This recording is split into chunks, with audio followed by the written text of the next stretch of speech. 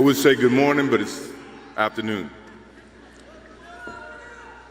I'm grateful to Vanessa and the Bryant family for the opportunity to speak today. I'm grateful to be here to honor Gigi and celebrate the gift that Kobe gave us all. What he accomplished as a basketball player, as a businessman and a storyteller, and as a father. In the game of basketball, in life, as a parent, Kobe left nothing in the tank. He left it all on the floor.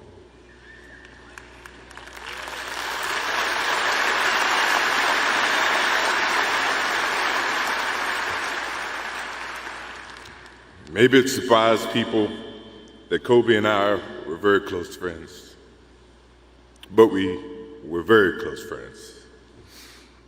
Kobe was my dear friend. He was like a little brother. Everyone always wanted to talk about the comparisons between he and I. I just wanted to talk about Kobe.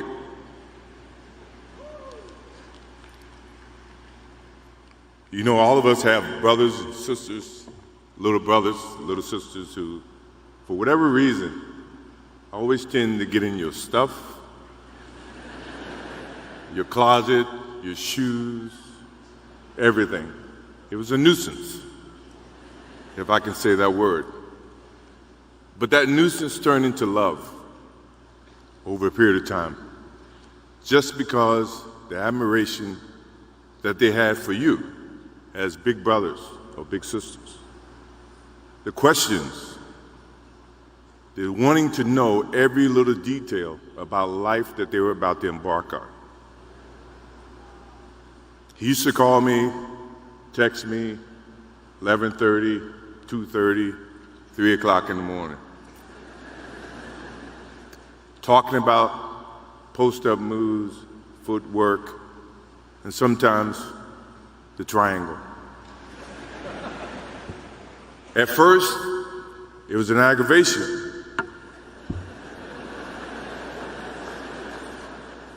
But then it turned into a certain passion.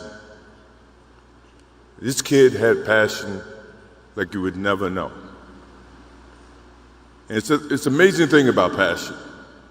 If you love something, if you have a strong passion for something, you would go to the extreme to try to understand or try to get it.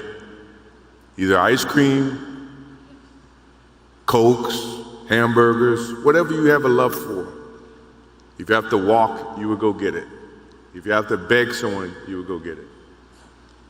What Kobe Bryant was to me was the inspiration that someone truly cared about the way I played the game or the way that he wanted to play the game. He wanted to be the best basketball player that he could be. And as I got to know him, I wanted to be the best big brother that I could be.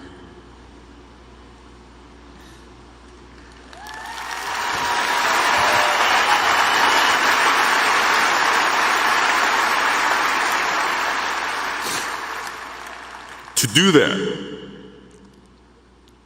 you had to put up with the aggravation, the late night calls, or the dumb questions.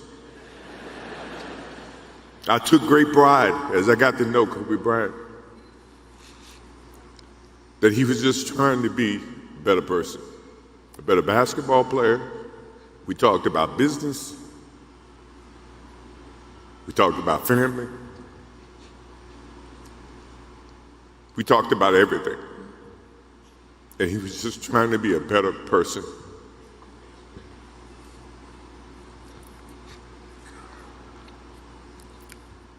Now he's got me. I'll have to look at another crime meme for the next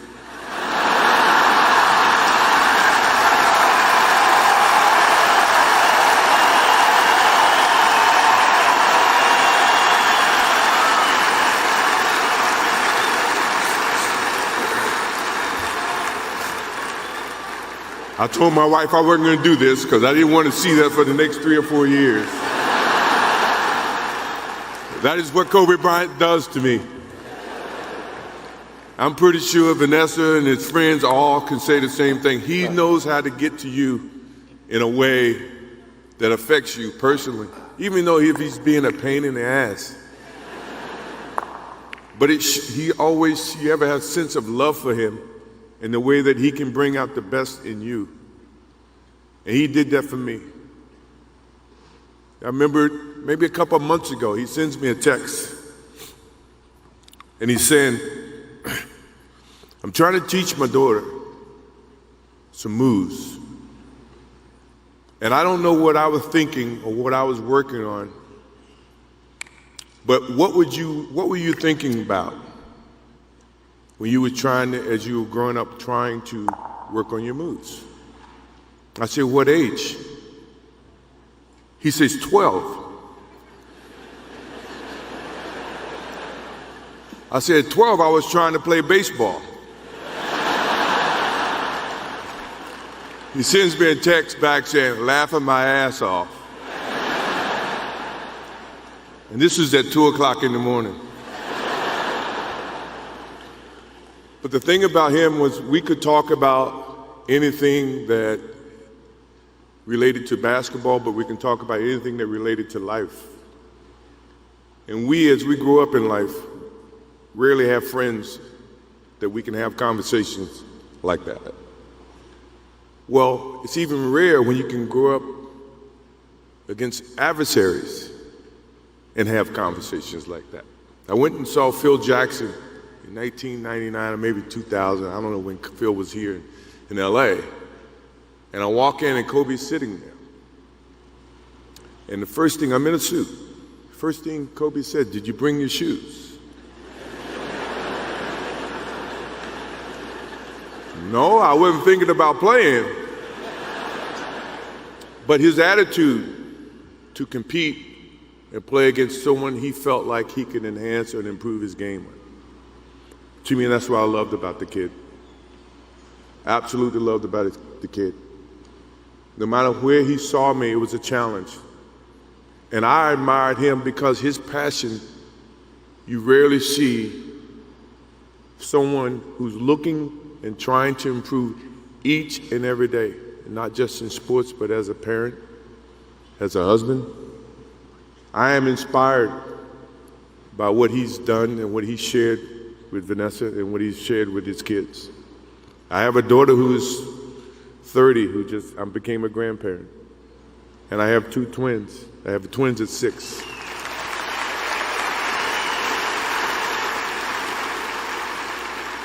I can't wait to get home to become a girl dad and to hug them and to see the love and the smiles that they bring to us as parents.